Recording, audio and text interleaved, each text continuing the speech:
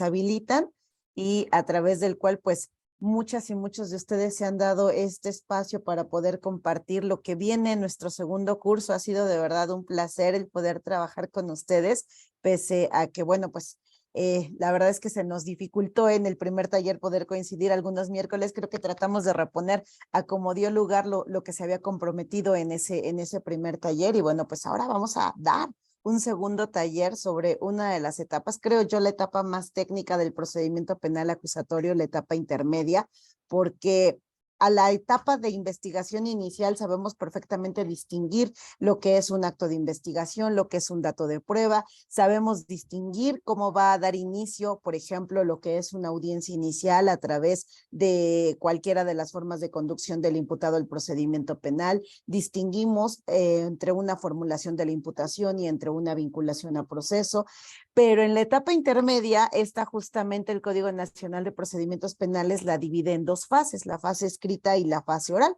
y muchas veces se nos complica poder hacer la distinción entre lo que es un ofrecimiento de medios de prueba, lo que es un descubrimiento probatorio y lo que es el ejercicio de exclusión de los medios de prueba. De ahí justamente que este taller tenga como finalidad ir relacionando la parte teórica con la parte práctica. De verdad, sumamente agradecida por este espacio, Manuel, en donde pues nuevamente tuvieron a bien invitarme para poder hablar sobre uno de los temas más complejos del sistema penal acusatorio, Manuel.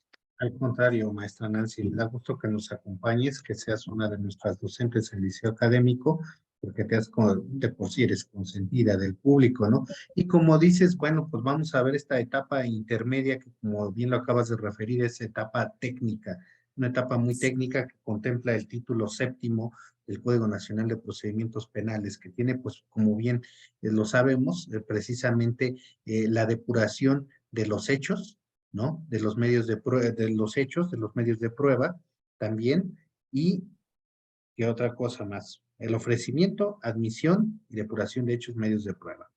Como bien tú nos los acabas de mencionar, dos etapas, fase escrita, fase oral, ¿no? Donde tiene intervención, como lo sabemos, pues una vez fenecida la investigación inicial, Nancy, la complementaria, Ministerio Público solamente tiene como una de las opciones formular la acusación, y es así que llegamos a la etapa intermedia, ¿correcto? Efectivamente, fíjate que en este taller los temas que diseñamos, bueno, pues vamos a abordar desde lo que es el cierre de investigación complementaria. Aquí hay dos supuestos que actualmente prevé el Código Nacional de Procedimientos Penales en su artículo 321, lo que podría ser la prórroga de ese plazo de investigación complementaria. Es importante señalar que ya tenemos jurisprudencia recientemente emitida respecto de la duración de ese plazo de investigación complementaria. Se establece a través de esta jurisprudencia que el plazo máximo no podrá jamás en ningún supuesto ser superior a 6 meses. Es decir, pudiera darse, por ejemplo, una prórroga si me dieron un plazo de investigación complementaria de 2 meses, pudiera darse una prórroga si me dieron un plazo de inicio de 3 meses, hasta llegar al máximo de los 6 meses. En ese plazo de investigación complementaria, es un plazo de uso común. El Ministerio Público tendría el deber de terminar de fortalecer sus actos de investigación para poder determinar si está o no está en condiciones de formular una acusación. Incluso el mismo Código Nacional de Procedimientos Penales pues establece la posibilidad en determinado caso de generar una audiencia de sobreseimiento, siempre y cuando se ajusten los supuestos que establece el artículo 327 del Código Nacional de Procedimientos Penales. Aquí también creo que en la primera sesión pues vamos a abordar un poquito de lo que es el tema de sobreseimiento, porque el Código Nacional de Procedimientos Penales, si bien es cierto, no establece un plazo específico, en algunas salas de oralidad nos hemos encontrado con la situación de que si ya hubo una formulación de la acusación, aunque vaya la defensa a plantear una incidencia de sobreseimiento, el órgano jurisdiccional la declara notoriamente improcedente porque el sobreseimiento tenía que haber evitado que se formulara un escrito de acusación. Sin embargo, conforme a las reglas dogmáticas, te voy a citar un ejemplo, el Código Penal para la Ciudad de México en su artículo 29 precisa que es de oficio la revisión de que se actualice cualquiera de las causas excluyentes del delito.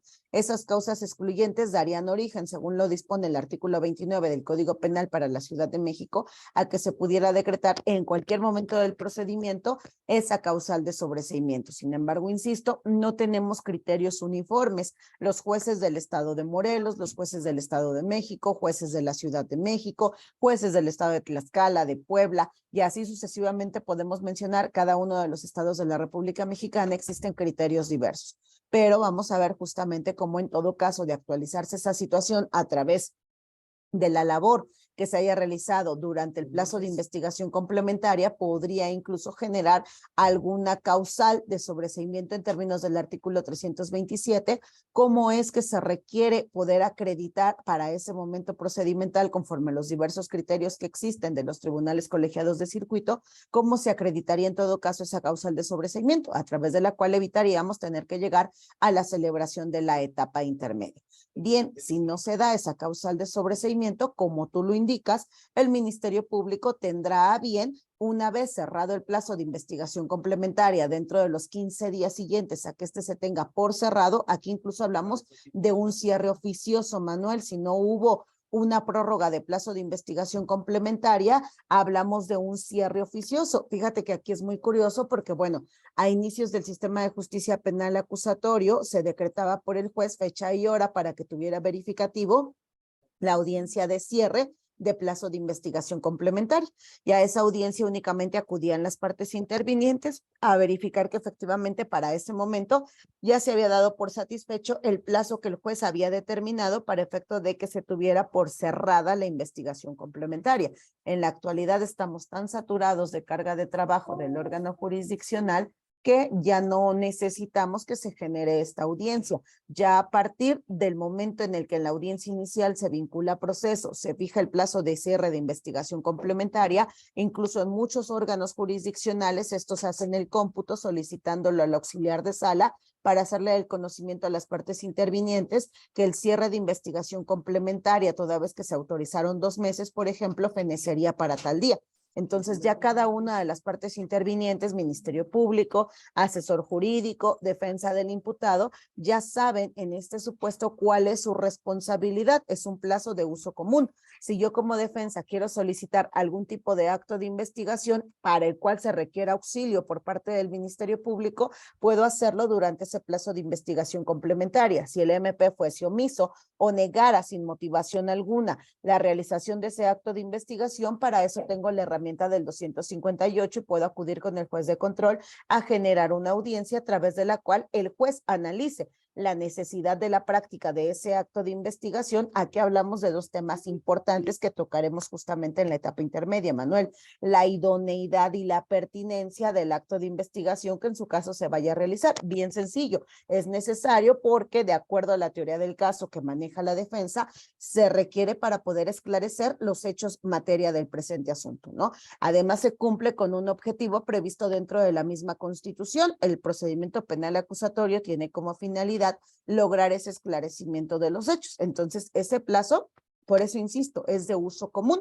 Pudiera yo no requerir la intervención del Ministerio Público, sin ningún problema yo puedo llevar a cabo mis propios actos de investigación como defensa particular, como asesor jurídico. Fíjate que vamos a abordar esa función de la asesoría jurídica para que, diría un gran amigo mío, el asesor jurídico no parezca solamente dama de compañía dentro del procedimiento penal acusatorio o el clásico stickers que acude a adherirse a todo lo que solicita el Ministerio Público en las audiencias. Es justo ese plazo de investigación complementaria en donde el asesor jurídico tiene que buscar fortalecer a través de actos de investigación que se logre el objetivo de la víctima del delito. Esto es poder conformar ese detalle, esa cuantificación sobre la reparación del daño de carácter integral. Vamos a ver cómo es que se lleva a cabo esta cuantificación de la reparación del daño integral. Hay por ahí bastantes buenos criterios que la Suprema Corte de Justicia de la Nación ha venido construyendo de manera homologada con lo que ha venido construyendo la Corte Interamericana de Derechos Humanos sobre lo que significa la reparación del daño integral a favor de las víctimas del delito. Ese es un punto bien importante.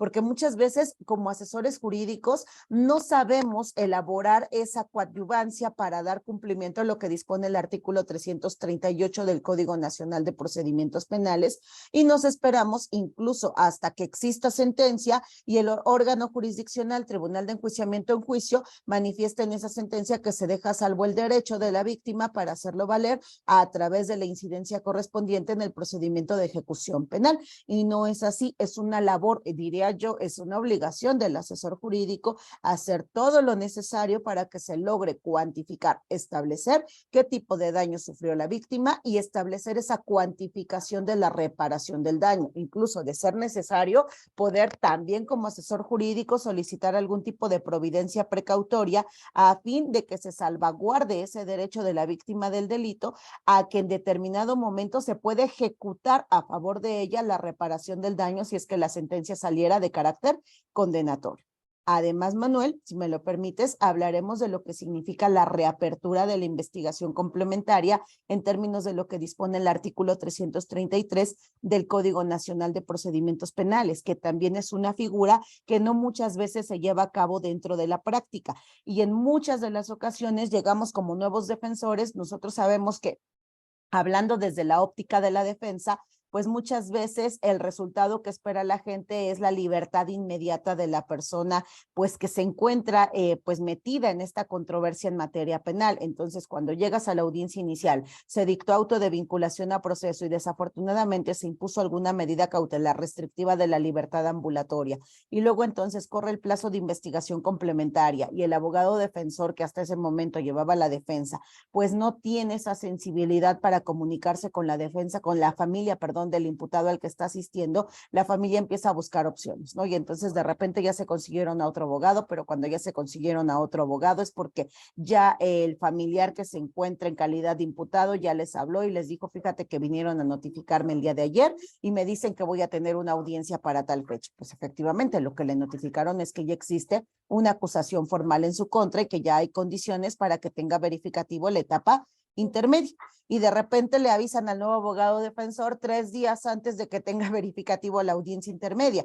¿Qué hace ese abogado defensor? Bueno, pues es ahí donde vamos a aplicar esos diversos criterios que se han venido construyendo por los tribunales colegiados de circuito para poder comprender los dos supuestos que dispone el Código Nacional de Procedimientos Penales. El último párrafo del 337 que da la oportunidad a que una nueva defensa, en todo caso, para poder llevar a cabo el conocimiento del caso y poder incluso preparar su caso, pueda solicitar un plazo razonable. Vamos a hablar aquí de la reposición de los plazos procesales ante ciertas circunstancias para que la defensa pueda llevar a cabo lo que indebidamente se ha utilizado dentro del argot jurídico como la contestación de la acusación. Ese es un error desde mi óptica y voy a hacer los comentarios durante la charla correspondiente porque el Código Nacional no habla de una contestación de acusación. Habla de manifestar una postura de la defensa en términos de lo que establece el 340 del Código Nacional. Cuando muchas veces llegamos con esta idea de que la contestación, la acusación se contesta, es ahí cuando entramos en los errores de hacer el símil con lo que sería una demanda y una contestación de la demanda en materia civil. Y nos ha tocado ver en la práctica, Manuel, cómo muchas veces estas contestaciones de acusaciones cumplen exactamente los requisitos que contendría una contestación de una demanda en materia civil. Asumes dar contestación a los hechos. Asumes dar contestación a los medios de prueba que ofreció el Ministerio Público, como si estuviéramos hablando de contestar las pretensiones, contestar los hechos y manifestarte respecto de las pruebas. Y no, es totalmente diverso. Por eso, desde mi óptica, no debemos de hablar de una contestación de la acusación en sí. La acusación no se contesta. Harás tus manifestaciones como defensa en términos del artículo 340 del Código Nacional. Hay por ahí un criterio bien interesante de colegiados que desafortunadamente se está tomando como criterio vinculatorio, porque a través de este criterio dicen los colegiados que se salvaguarda ese derecho a la igualdad entre las partes procesales y se señala que necesariamente la defensa, para encontrarse en esa igualdad de circunstancias que el Ministerio Público y que la asesoría jurídica victimal, deberá de llevar a cabo su ofrecimiento de los medios de prueba dentro de lo que corresponde a la fase escrita de la etapa intermedia. Entonces no es que conteste, más bien si pretendo yo que sean desahogados medios de prueba por parte de la defensa en la audiencia de juicio oral judicial, para lo cual previamente tienen que ser admitidos, pues entonces tengo que ofrecerlos dentro de la parte escrita para que lleguemos exactamente en las mismas condiciones a lo que sería la celebración de la audiencia intermedia. Hablaremos de lo que significa el descubrimiento probatorio. Vamos a ver los ejemplos prácticos de cómo se cubre ese descubrimiento probatorio. Fíjate que me ha tocado ver, es que insisto, la parte de la etapa intermedia del Código Nacional es sumamente técnica. Se habla en el Código Nacional de presentar en todo caso de manera escrita tus manifestaciones como defensa en términos de lo que dispone el 340, de hacer tus manifestaciones como víctima en términos de lo que dispone el 338 del Código Nacional. Tenemos estos criterios que dicen que los medios de prueba deberán de ofrecerse, logrando satisfacer los mismos requisitos que le son exigibles al Ministerio Público, y su ofrecimiento es un segmento que corresponde a la fase escrita de la etapa intermedia. Por lo tanto, entonces, los medios de prueba que hayan sido ofrecidos, al igual que les es exigible al Ministerio Público en términos del artículo 337, también les será exigible a la víctima del delito y a la defensa del imputado llevar a cabo su descubrimiento probatorio.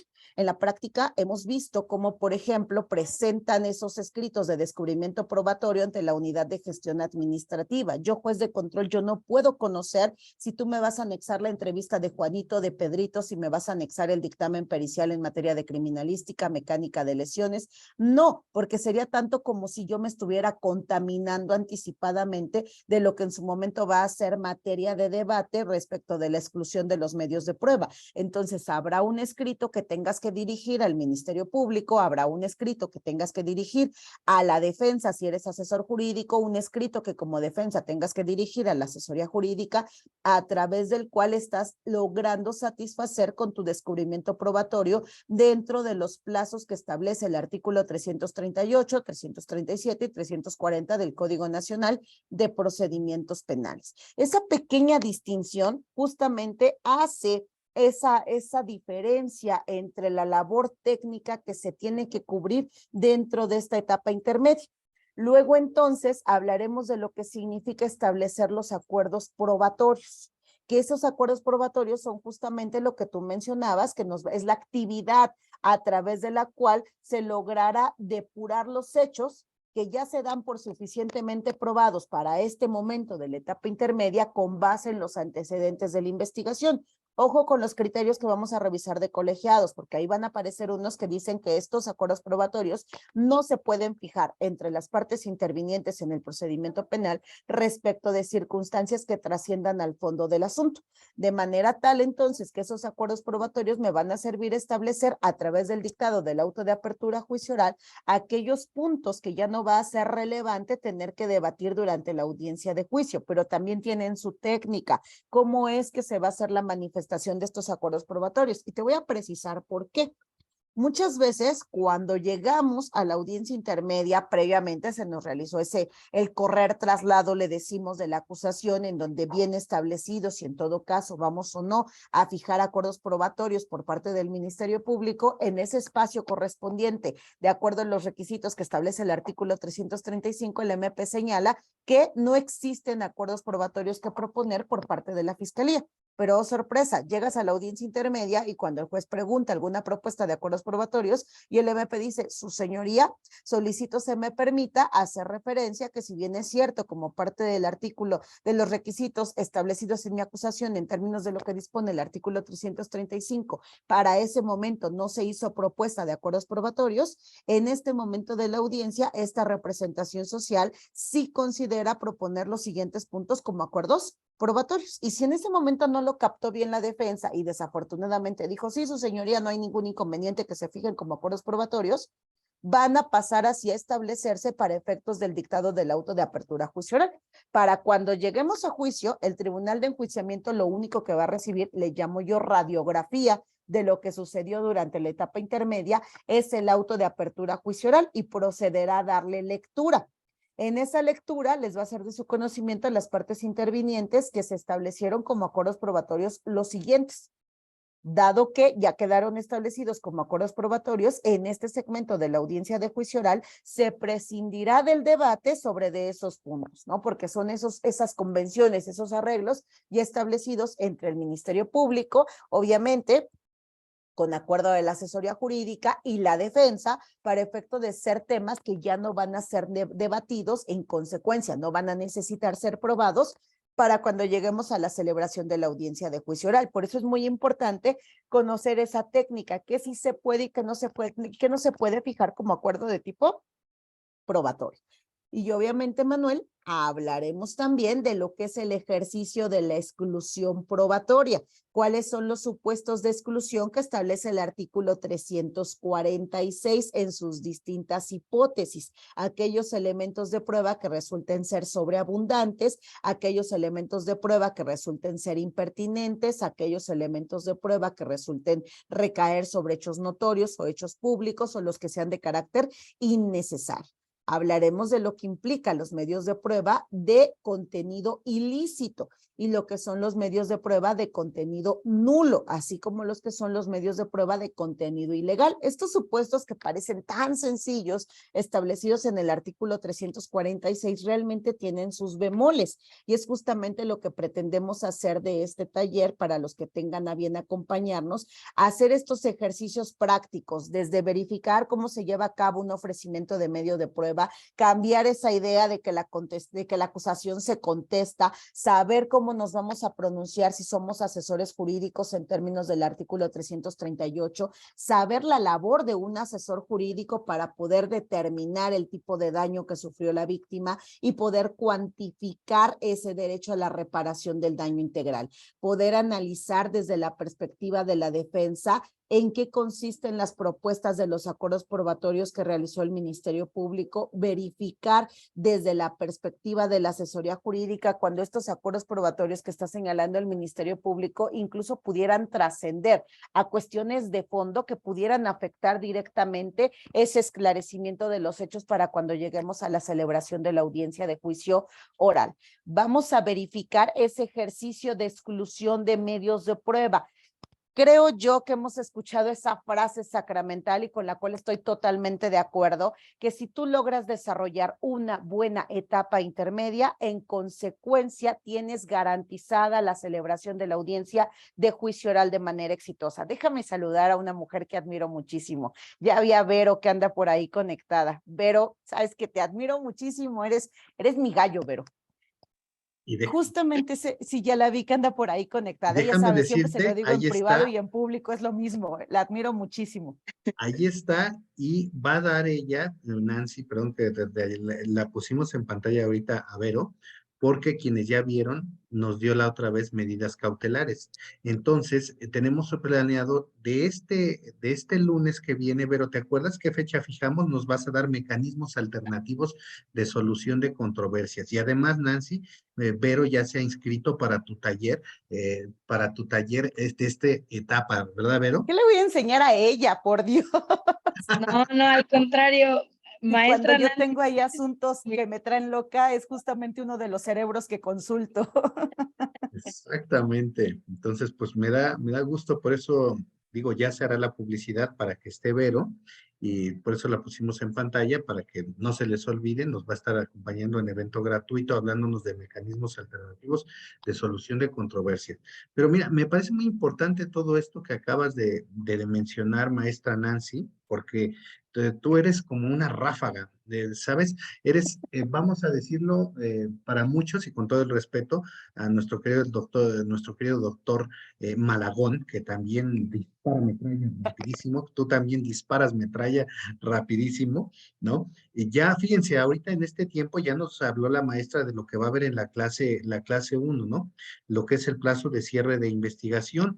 Clase 2, alguna virtud que tiene también este curso, Nancy, y tú no me vas a dejar mentir, es que vas a ver los puntos finos de la procedencia de las soluciones alternas, que es precisamente el acuerdo reparatorio, la suspensión condicional al proceso, y también tú nos vas a hablar de esta forma de terminación anticipada del procedimiento, que justamente lo es el procedimiento abreviado, ¿no? Y que para muchos, digo, ahí hay una ventana donde se pueden denunciar malas prácticas por parte de los agentes del Ministerio Público, si tú estás de acuerdo, se pueden Oye, y a veces hasta de los órganos jurisdiccionales, ¿no? Exactamente. Entonces, es importante esto, me parece muy importante todo lo que ahorita acabas de abonar, porque vamos a estudiar desde el artículo 334 hasta el 347 del Código Nacional de Procedimientos Penales en esta fase, ¿cierto?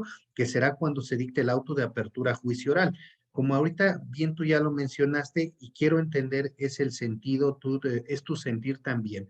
El 330 y el 340, bueno, 337 es muy importante hablar sobre el descubrimiento probatorio y que tú seguramente nos vas a enseñar o vas a enseñar en el taller cómo se debe de hacer ese descubrimiento probatorio, cómo se debe de dar contestación por parte de la víctima, la coadyuvancia, ¿no? Porque La a veces muchos coadyuvancia. creen que en la coadyuvancia el coadyuvante es el asesor victimal. Y no es cierto que sea el asesor victimal, hay una gran confusión quién es el coadyuvante y que debe ser precisamente La víctima. la víctima quien actúe, ¿no? Si estás tú de acuerdo. Y además hay algo que acabo de escuchar, Nancy, de parte tuya. Nos acabas de hablar precisamente de la actuación del imputado, del defensor, conforme al 340. ¿Y qué es lo que algunos jueces dicen? No, pues da contestación a ese escrito de acusación.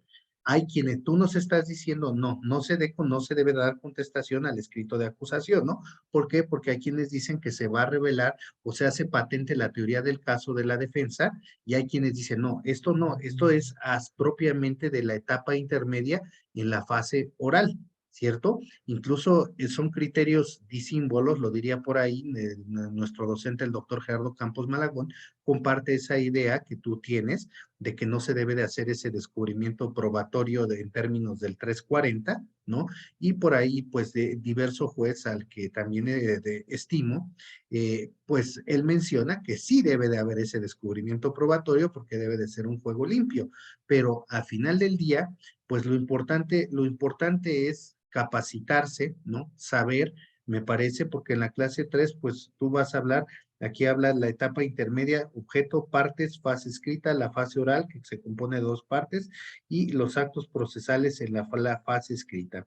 En la clase 4 nos hablarás de la preparación de cada acto procesal, la formulación de la acusación, que es la que lleva a cabo el Ministerio Público, estamos de acuerdo, en términos del 335, me parece, 335, ¿no? Así Porque es. 334 nos habla del objeto, 335 nos habla precisamente de la formulación de la acusación, 336 nos habla precisamente de la coadyuvancia, 337 nos habla precisamente del descubrimiento probatorio, ¿no? 338, ¿de qué nos hablan en sí, mis estimadas Las Nancy? funciones La de coadyuvancia. esa intervención de la víctima dentro de la etapa intermedia como derecho fundamental. 339 la coadyuvancia, 340 nos habla de Intervención de la defensa. la función de la defensa, ¿no? 341 de la citación a la audiencia precisamente en la Y esa etapa excepción que intermedia. señalábamos, ¿no? El último párrafo del 341 que dice que la audiencia intermedia podrá diferirse por una sola ocasión. Sin embargo, bueno, pues sabemos que en la práctica la audiencia intermedia, pues muchas veces no se celebra ni en una sola sesión, incluso cuando pareciera que ya hay condiciones para que tenga verificativo la audiencia intermedia, ¡pum!, te cambiaron de Ministerio Público.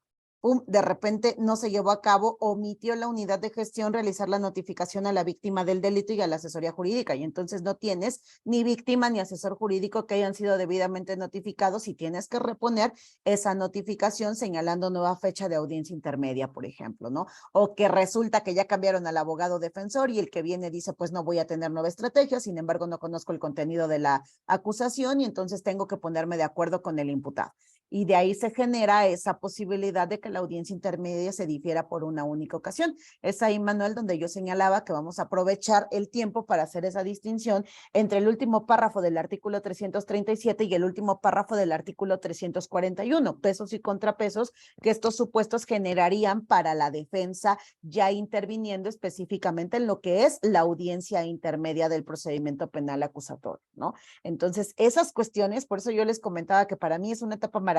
A mí es la etapa que más me gusta del procedimiento penal acusatorio, pero es una etapa bien técnica, porque me ha tocado ver en la práctica, no te miento, me ha tocado ver contestaciones de acusaciones que las hacen como si contestaran una demanda en materia civil. Y entonces, pum, hasta le corriges el ofrecimiento del medio de prueba al Ministerio Público. como si lo hicieras en materia civil, y no es así. O sea, me tocó ver en su momento un escrito de contestación de acusación en donde le señalaba el abogado defensor que refiera que en ampliación de entrevista de fecha tal, la víctima dijo esto, esto y esto, y quiero saber entonces por qué lo dijo primero de esta manera y por qué en la ampliación de entrevista lo dijo de esta otra manera. O sea, te estás adelantando incluso a lo que va a ser el ejercicio del contrainterrogatorio para cuando llegues a la celebración de la audiencia de juicio. Eso no se hace, por eso yo siempre les digo, no se contesta la acusación, haces manifestaciones en términos del artículo 338. Tu obligación como defensa es, a través de esa presentación de ese escrito, llevar a cabo el ofrecimiento de tus medios de prueba, y tus medios de prueba tienen que satisfacer los mismos requisitos que le son exigibles al Ministerio Público y a la víctima del delito en términos del último párrafo del artículo 335. Y para efectos de tu descubrimiento probatorio tenemos una tesis hiper importante que señala que para efectos del descubrimiento probatorio las entrevistas recabadas por la defensa del imputado tienen que satisfacer los mismos requisitos que le son exigibles vía actos de investigación, registros de esos actos de investigación en términos del artículo 217 para efectos del Ministerio Público. O sea, yo tengo que traer una entrevista de la C. Verónica Hernández, misma que fue recabada en su domicilio tal, quien se identifica con, y entonces empezar a narrar el contenido de la entrevista. Eso es lo que voy a descubrir probatoriamente. Tiene que contar con la identificación clara, con el dato de localización de la testigo que rindió la entrevista y con la firma de la testigo que rindió la entrevista, y evidentemente la información que le consta a la testigo, que en su momento será materia de la incorporación probatoria para cuando lleguemos a la celebración de la audiencia de juicio.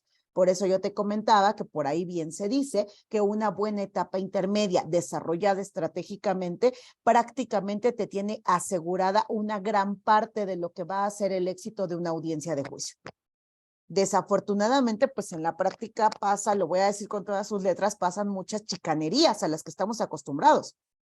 Que cambias de abogado defensor, que se presenta uno, que resulta que le dieron reposición de plazos procesales y que no llegó a un buen acuerdo con la familia, y entonces vienes a la audiencia intermedia ya señalada y para la fecha de la audiencia intermedia ya viene un nuevo abogado defensor, y eso no te permite avanzar dentro de lo que es esa etapa intermedia, ¿no? Incluso es ahí de donde surge, pues ya de últimas, te agarras como Tarzán de donde encuentras y buscas incluso la procedencia de alguna solución alterna que también tiene ya actualmente.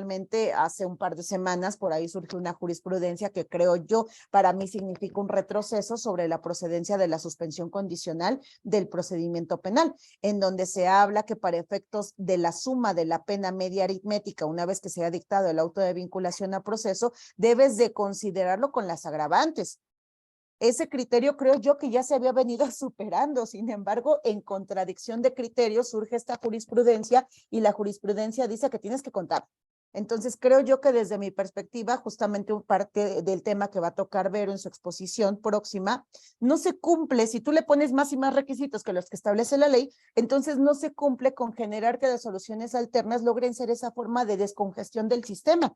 Y entonces, en lugar de lograr que el sistema avance, está saturando lo que es la etapa de juicio. Y del procedimiento abreviado, pues ni hablar, ¿no? Porque tenemos ahí varios precedentes que vamos a señalar en esa sesión, en donde unos nos decían es que sí puedes llevar a cabo impugnación sobre la pena que se te establezca. Incluso te decían hasta en juicio de amparo puedes inconformarte respecto de la pena que haya solicitado el Ministerio Público y que haya determinado el órgano jurisdiccional. Actualmente los criterios se van cerrando más y más y más, y entonces creo que no estamos logrando cumplir con el objetivo de que una persona que va a acudir a aceptar su responsabilidad en los hechos que se le atribuya sea a cambio de haber reducido una pena privativa de libertad, y que esa reducción resulte ser ambiciosa para la persona, porque sé que entre menor pena propongas que se me imponga, más pronto voy a poder acceder a los beneficios preliberacionales que establece la Ley Nacional de Ejecución Penal, o incluso en su supuesto poder acceder a algún sustitutivo condicional de la ejecución de la pena privativa de libertad. Evidentemente, porque esta forma de terminación anticipada desde la exposición de motivos de la reforma constitucional de 2008, lo que buscaba era, uno, simplificar el procedimiento penal acusatorio para ocuparnos en juicio de esos asuntos meramente relevantes, en donde entonces la carga de la prueba sí se tiene que agotar al 100%, y además aterrizar ese concepto de la reinserción social. Tú no puedes hablarle de reinserción social cuando le hablas a alguna persona de una pena totalmente retributiva en vía de castigo y le dices, ahí te van 25 años de tu vida privado de la libertad. Ya no, porque incluso aunque habláramos de algún beneficio preliberacional, te tienes que comer, te guste o no, la mitad de la pena por lo menos. O te tienes que comer, te guste o no, por lo menos el 70% de la pena privativa de libertad. Eso no es lograr una reinserción social. Y vamos a analizar todos esos precedentes que han venido surgiendo sobre el manejo de esta figura de forma de terminación anticipada, la que el Código Nacional denominó procedimiento de tipo abreviado. Hablaremos justamente de los requisitos que debe de satisfacer el dictado del auto de apertura a juicio oral y que no se les olvide jamás, jamás, jamás en una audiencia intermedia solicitar la copia del auto de apertura a juicio oral, porque incluso el mismo código te establece un plazo para poder solicitar aclaraciones a ese auto de apertura a juicio oral. Si no solicitaste aclaraciones, así vengas a decirme lo que tú quieras para el momento en el que inicie la audiencia de juicio oral, el Tribunal de Enjuiciamiento por norma procesal está impedido para realizar aclaraciones al auto de apertura a juicio oral. Está impedido porque no tiene competencia. La competencia la tenía el juez de control y esa acabó una vez que se dictó el auto de apertura a juicio oral, y ese auto de apertura a juicio oral fue remitido dentro de los siguientes 5 días al Tribunal de Enjuiciamiento, que resultaría competente para poder conocer de la celebración de la audiencia de juicio. Hablaremos de las incidencias, las excepciones que se pueden hacer valer justamente durante esa etapa intermedia del procedimiento penal acusatorio, ¿no? Yo la verdad es que los invitaría a que me den esa oportunidad para poder charlar. Ya lo haré en su momento más despacio, ya sé que hablo como merolico, pero en su momento ya lo haré más despacio para ir precisando cada uno de los puntos que, bueno, son interesantes para poder desarrollar buenas etapas intermedias y comprobar si lo que se dice por diversos autores y por diversos, pues incluso ya gente que postula de hace algunos años el sistema de justicia penal acusatorio es cierto. Una buena etapa intermedia te tiene garantizada una buena parte exitosa de lo que va a ser la celebración de la audiencia de juicio oral. Así es, maestra Nancy. Pues la verdad, como siempre, maravillosa tu exposición. Rapidísimo nos has llevado por la etapa intermedia, pero qué bueno. Miren, les hacemos la invitación. Ya tuvimos, y mi Nancy, yo quisiera que tú confirmaras esto, porque hay quien me pregunta que si estos talleres también son para estudiantes, y yo ya les he contestado que este taller es para estudiantes y para profesionistas con independencia del grado académico que puedan ostentar. ¿Por qué? Porque van a poder aprender. O sea, hay estudiantes que me han dicho, oiga, ¿y sí podemos nosotros? Claro que pueden, ¿no? O sea, no sé qué mensaje te gustaría mandarles a los jóvenes que son, porque hay jóvenes que nos ven, nos verán en repetición, que son estudiantes de la carrera, porque preguntan, ¿se puede o no se puede? Por supuesto que sí, siempre tratamos de utilizar un lenguaje sencillo que sea comprensible para todas las personas. Yo siempre he dicho que la grandeza de un abogado recae justamente en siempre decirse que es un estudiante. No se para de estudiar jamás, ¿no? Entonces, aquí son bienvenidas y bienvenidos todos. Digo, aquí está Vero. Yo que le voy a enseñar a Vero, si te digo que es de esos cerebros que yo siempre consulto junto con nuestro querido Oscar cuando tengo algún tema que me quita el sueño, ¿no? Entonces, ¿qué le voy a enseñar a ella? Pero bueno, pues aquí está y vamos incluso a aprovechar ese mega conocimiento que tiene esta mujer. Hay dos, yo creo que el nombre tiene mucho que ver. Hay dos mujeres que yo admiro muchísimo en el ejercicio profesional de mentes talentosísimas, y una es pues la doctora Verónica Román y la otra pues es justamente Vero. Son de esas mujeres que se han abierto camino pues dentro de lo que es esta cuestión del ejercicio profesional, que es un poquito complicada para las que somos mujeres, y que poco a poco mujeres como ellas pues han abierto esa brecha tremenda para poder pues seguir los pasos otras tantas mortales como yo, ¿no? No, pues aquí está Vero, si quieres decirle algo a Nancy, adelante.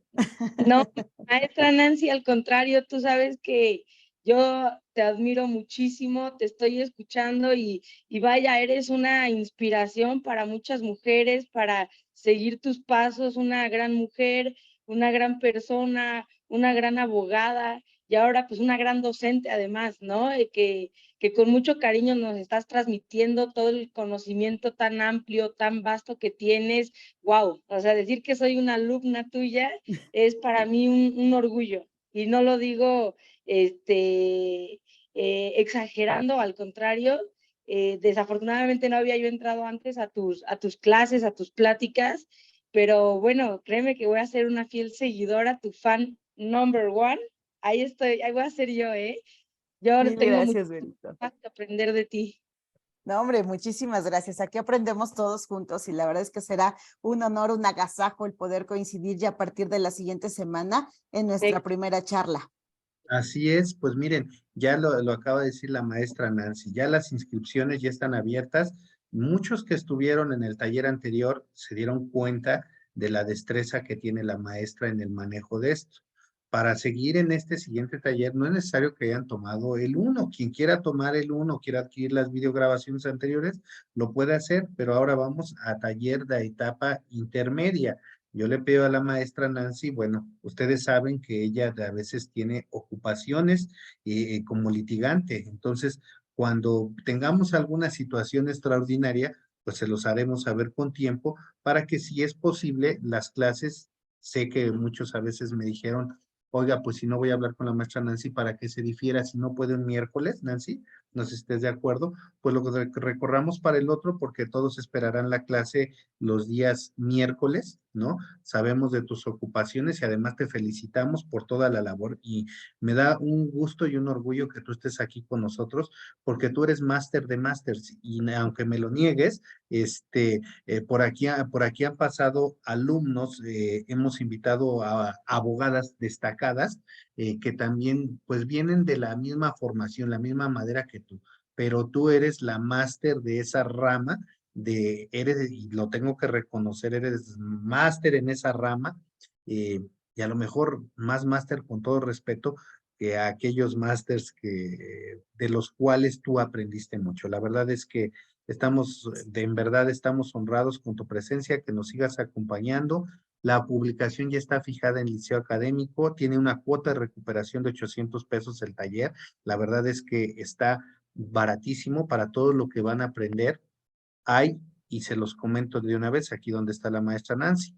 Quien pueda hacer el pago de esos 800 pesos, adelante, o lo podemos dividir en dos parcialidades. Pero ahora sí, también lo he pedido, quien pueda hacer ya su pago, adelante, ya está abierta la línea, el 22 21 14 25 79, donde les doy datos e información. Ha sido mucha la gente. Nancy, quiero decirte que me ha preguntado de este taller, independientemente de los alumnos que tuviste en el taller pasado, pues ahora hay más gente que está preguntando, por eso te agradezco que estés aquí con nosotros presente esta noche, cumpliendo ese compromiso con los alumnos, te lo agradezco y pues invitarlos a todos. Esto se va a quedar en Facebook va a quedar grabado, lo vamos a subir al canal del Liceo Académico, esta charla. Y pues los vamos a estar esperando para que se inscriban a este taller de etapa intermedia. ¿Algo más que quieras decirnos, Nancy, para no entretenerte? Porque sé que tú vas deprisa, tienes otras labores que hacer, Nancy. No te preocupes, pues agradezco el tiempo de todas y todos ustedes y la confianza depositada nuevamente en este segundo taller y les aseguro que no nos vamos a arrepentir de que aprendemos, aprendemos. Todos aquí estamos justamente en esa condición de ser estudiantes eternos y siempre se aprende algo nuevo, ¿no? No hay verdades absolutas. Yo siempre te lo he dicho, creo que te lo dije la primera vez que tuvimos la oportunidad de reunirnos y coincidir. Aquel que se dice que es especialista en este sistema de justicia penal acusatorio es justamente cuando hay que dudar más, no hay especialistas, salvo que ya hayas pisado todas las salas de audiencia de este bendito país, desde el norte al sur, pasando por las salas del centro de nuestro país. Yo creo que los criterios son variados en cada uno de los órganos jurisdiccionales, ¿no? Y eso lo aprendes justo como parte de la práctica. Entonces, aquí siempre estamos dispuestos a aprender y a compartir y siempre son bienvenidas esas opiniones, esas construcciones que se van generando día con día. Y estos espacios como los que tú brindas a través de tu instituto, pues son espacios que se agradecen porque pues es de donde se genera ese intercambio, ¿no? Además de agradecerte el cariño, el aprecio que me tienes y el considerarme para este tipo de eventos, Manuel. No siempre, y así siempre va a ser. Te agradezco tú también la confianza que tienes con nosotros y además gracias por esos comentarios porque todavía el Liceo Académico viene remasterizado con nuevas ideas, nuevas situaciones. Pues aquí te lo comento en corto y se lo hago saber al público. Aquí está Verónica Hernández González, que ya le tuvieron la oportunidad de escucharla. El próximo 26 de junio en punto de las 6:30 de la tarde nos va a hablar de mecanismos alternos de solución de controversia.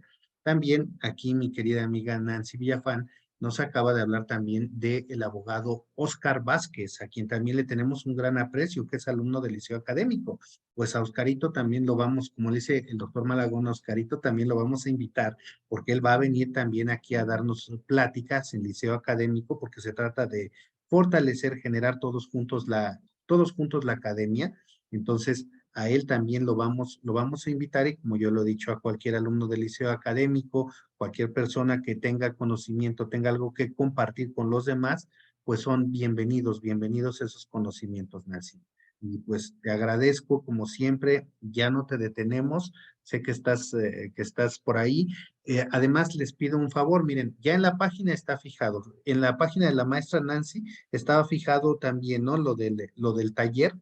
Si nos puedes apoyar, Nancy, creo que lo tenías fijado y se Sí, desfijó, se quedó ahí ¿cómo se llama? La plática, ¿no? Pero para que quede lo del taller, porque es una sinergia la que hacemos, y por eso les digo, gran aprecio para la maestra Nancy Villafán, porque solamente así se construyen las cosas. Se hacen esos logros, podemos llegar a más, haciendo sinergia entre el docente, entre la institución y entre los alumnos. Y créanme que el ambiente que hay siempre en las clases de la maestra Nancy Villafán y en las clases de todos nuestros docentes, es un ambiente padrísimo. Quienes ya conocen lo que vivimos en el Liceo Académico, hay gente que a veces me ha dicho, es que ya me volví adicto, estoy en todos los grupos, ¿no? Le digo, pues qué bueno, ¿no? Entonces, mañana lanzamos uno de teoría del delito con el juez Marco Antonio Rueda. Entonces, importante para quien quiera, ya ahorita pues se va a retirar la maestra, ya no la entretengo, no se vaya, nada más escuchen la oferta académica, porque del doctor Rueda estamos dando, cuesta 800 pesos el curso también, 400 quien pueda liquidar los 800 pesos, adelante. Quien no, liquide 400 pesos mañana y 400 pesos para la tercera clase. Para la maestra Nancy Villafán, ya saben, es que ahorita se juntaron estos cursos, se juntaron estrellas, uno comienza mañana y la maestra Nancy comienza la próxima semana. Entonces, les vamos a agradecer a todos, pues todos los que están en esta charla, que muchos de ellos están interesados, Nancy, los que nos ven y nos verán en repetición, pues los vamos a estar esperando aquí en el Liceo Académico con la maestra Nancy Villafán. perfecto. Pues ahí nos vemos el miércoles puntualmente para desarrollar nuestra primera sesión. Gracias, Bueno. Manuel. Gracias, Jess. Gracias a Jovita por ahí que nos está ayudando también a esta transmisión. Y gracias, Vero, por tu compañía, siempre talentosa.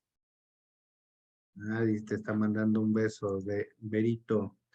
Y bueno, pues Nancy, no te detenemos, dejamos a la abogada Jessica Márquez a que nos mencione los eventos. Gracias, Nancy, que tengas buenas noches y te vemos primero Dios la próxima semana por Liceo Académico, ¿no? Y pues que nos comente rápido, Jessy, sobre los eventos que hay. No se vayan porque vienen también cursos gratuitos. Adelante. Y ahorita a ver si te quedas tantito, Berito, para que nos digas algo de tu próxima charla, porfa. Adelante, Jessy. Gracias, maestro. Bueno, pues aquí está de nueva cuenta el post de la maestra Nancy Villafán Pérez. Van a ser 6 sesiones por una cuota de recuperación de 800 pesos, que incluye sesión Zoom, videograbación y su constancia de participación. Se impartirá los días miércoles de 7 a 9 de la noche. Están cordialmente invitados para que la próxima semana pues nos acompañen al inicio de este taller de etapa intermedia en el proceso penal acusatorio. Quienes deseen incorporarse solo envíen un mensaje WhatsApp al 2221 14 25 79, y como ya lo comentaba el maestro Manuel Camacho, mañana iniciamos el curso de puntos medulares de la teoría del delito que va a impartir el doctor Marco Antonio Rueda Vergara. Van a ser 6 sesiones por 800 pesos. De igual manera incluye la sesión Zoom, las videograbaciones y su constancia de participación. Se impartirá los días jueves de 9 a 11 de la noche